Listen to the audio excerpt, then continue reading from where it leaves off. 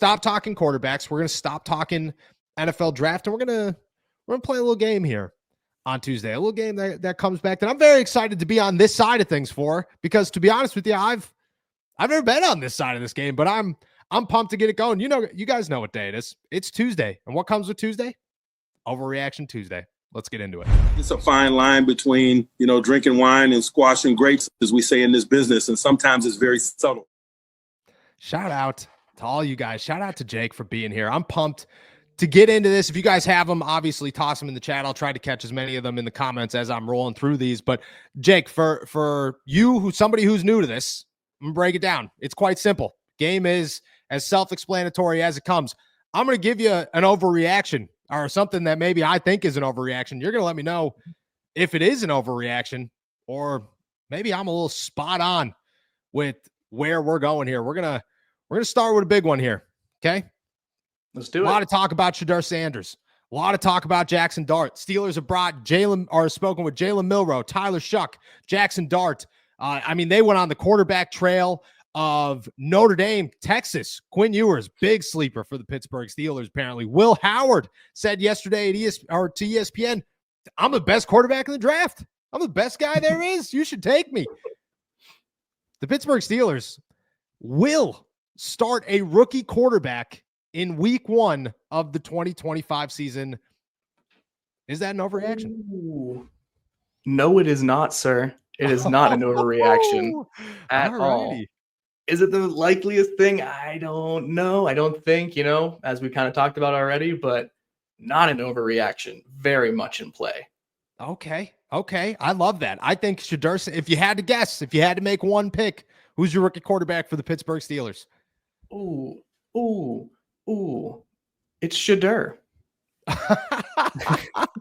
All righty. I like it. I like Shedeur. I think Shedeur. I'm going to toss a sneaky one at you. Okay. Please. Quinn Ewers has been my name of the week. He will be my name of the week. Teams like it, man. I don't know if I do. Teams do. That's all that matters at the end of the day. Seems like a good interviewer. Like he gets in the room and just like breaks it down real well, X's and O's, but like, I don't care. No, I agree. Eli Manning was compared to Eli Manning so that's what sources told me throughout the NFL Combine. Guy reminded me of Eli. I was like, what did Eli impress I have no idea. I was 9 when Eli came into the league. I have no idea what was going on at that point. All right, got another one for you. Steelers. And we're talking first round. We'll stay in the theme of the NFL draft before we go anywhere else here. And I got some big ones, TJ Watt included. The Steelers, we're talking quarterbacks, running backs, but everybody keeps going back. You just did it. You just went back to the defensive side of the ball and said defensive line seems like the one easy answer, the one that we have stuck with the entire time. But we're just ignoring the tea leaves. We're all sitting around going, that's another hint. That's another hint. Nah, defensive line all day long. The Pittsburgh Steelers, with the 21st pick in the first round of the NFL draft, will not draft a defensive player. Overreaction or not?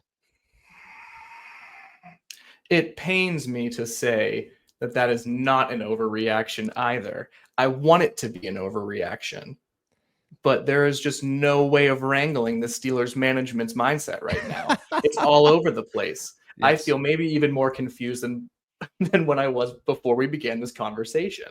I don't think it's an overreaction at all, especially if it's Shedeur time. I think defensive side of the ball is the most likely still. I will maintain that, but no, it's not crazy to say.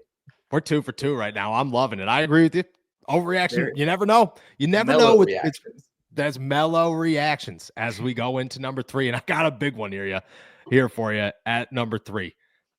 It's been the talk of the town since last Friday. It's all anybody cares about since last Friday. Is TJ Watt and the Pittsburgh Steelers doomed? Are things bad? I was told yesterday, I don't know if you probably didn't, on the podcast, I talked about how things are a little bit not great between TJ and the Pittsburgh Steelers, according to sources, because, well, the Steelers handed $150 million to DK Metcalf and are now trying to lowball TJ Watt. Not the greatest strategy for a team that preaches hometown. These are our guys. We're going to take care of Steelers culture. Well, they're eventually gonna. I'm not talking trade at TJ Watt. No, TJ Watt's not getting traded. What I am talking is, well, he finally gets one on the upper hand, or the leg up on Myles Garrett here. TJ Watt signs a $41 million per year deal with the Pittsburgh Steelers, surpassing Myles Garrett as the highest non-paid quarterback in the NFL. Hey, that is not an overreaction. That is a prediction, Noah Stradamus. That's going to happen. They are going to pay him some amount of money. Don't know if it's $41 million per year, but they are going to pay him an amount of money that is more than what Myles Garrett signed for. I wholeheartedly believe that. So no, I think that is just a prediction. Okay. I love it. I think that I hope they will, to be honest with you. I don't know why, but the whole like Myles Garrett love affair in the NFL it gets under my skin. It's a pet peeve of mine, you know? Yeah. It's a pet peeve of mine. I've made it very known. I'm not going to ever hide it. It's a pet peeve. All right. I got 2 more for you here. We're 3 for 3. The Pittsburgh Steelers, they want a quarterback. They need a quarterback, but they also have so many other options. What if Ashton Genty somehow falls past Dallas, which would be crazy, but you never know what's going to happen in the NFL draft, which means you never know if the Pittsburgh Steelers are thinking, let's go get somebody. Let's go get our guy. Pittsburgh Steelers will be the first team in the NFL draft, not just a team, the first team in the NFL draft to make a first round trade once the draft kicks off. Overreaction or not? Oh, I think this might be the first overreaction of the day. I don't think they are the most desperate team at the draft.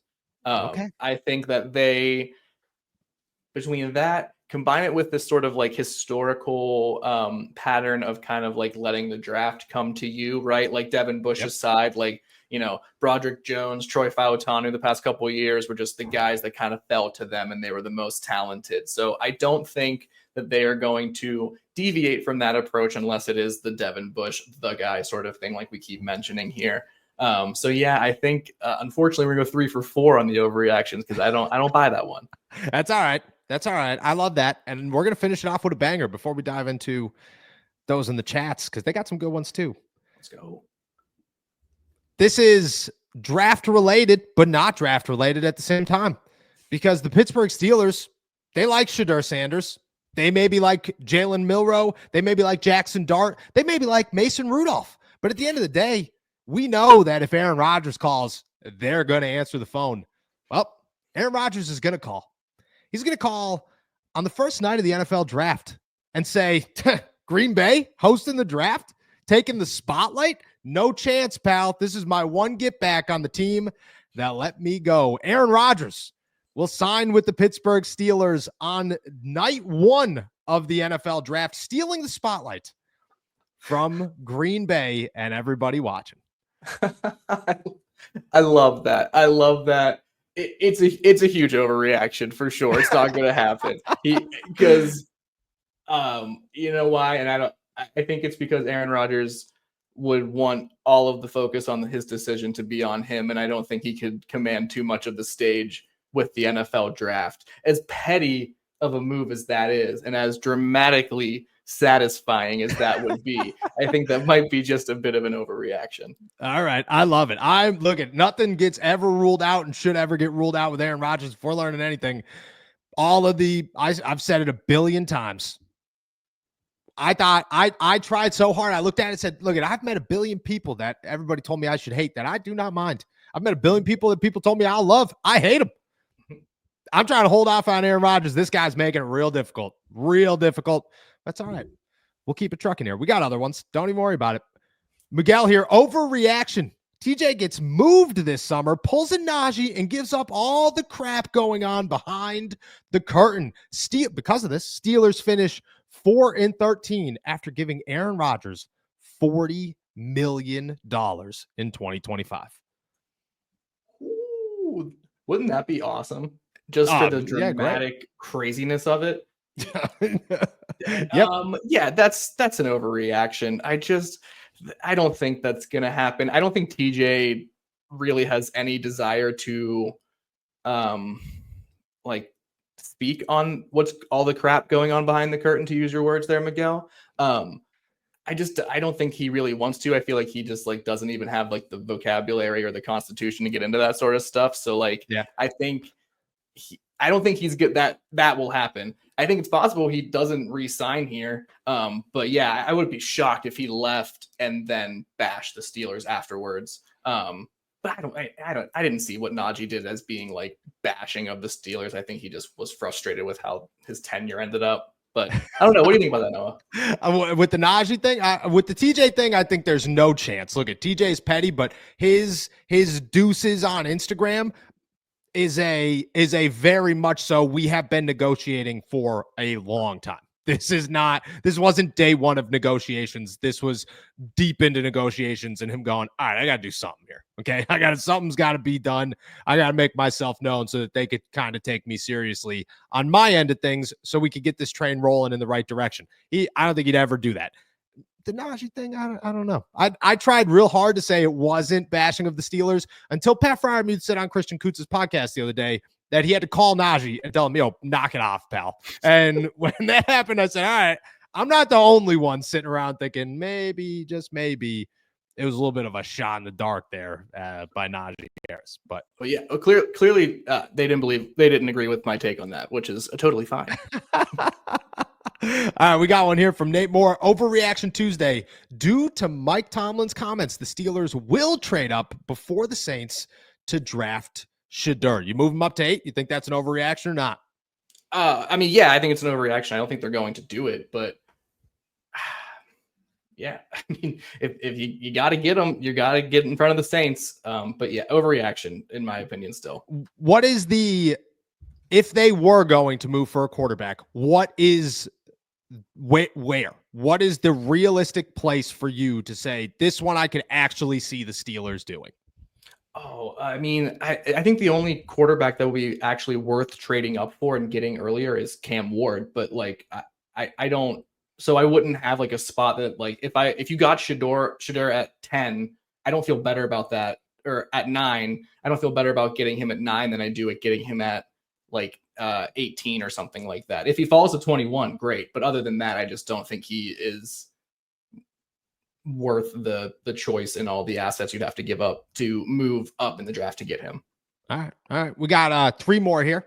Let's go. Coming from the fans. Jay Chrome here. Overreaction. Mason Rudolph has a crazy year like Sam Darnold and the Steelers and leads the Steelers to the playoffs. You riding with Mason? No. No, not at all. Man, you just killed the hearts of so many. Let me tell you. So sorry. Many fans. I love that comparison to Sam Darnold truly because, there's always some veteran quarterback who finally puts it all together. He's put in his time. It all clicks for him. Like, that'd be great. Prove me wrong and then go out and get a big deal if you're Mason Rudolph. But no, I think he is who he is at this point. I think he's just kind of like a backup quarterback who can maybe win a couple of games.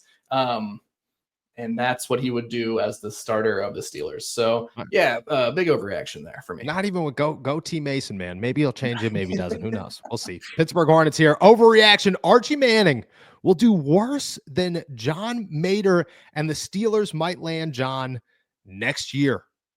Do you think Archie Manning is going to struggle in 2025, removing himself from the Pittsburgh Steelers lineup?